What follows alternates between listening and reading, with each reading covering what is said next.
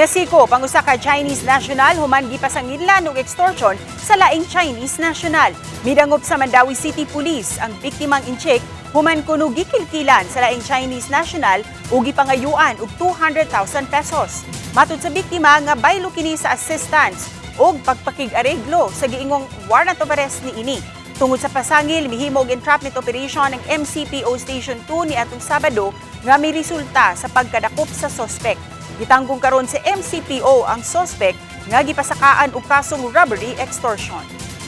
Hindi pa make believe niya nga naa kuno ni siya kaso. So mao na ang iharasad pod na pagtuong kabalo si victim nga wala siya kaso pero mura bag basin sad pud unya ba nga naay laing nga case gani nga gipasangil sa iya. So mao to nga sa iyahan ng kakuyaw sa iyahan na sad pod nga kahasol.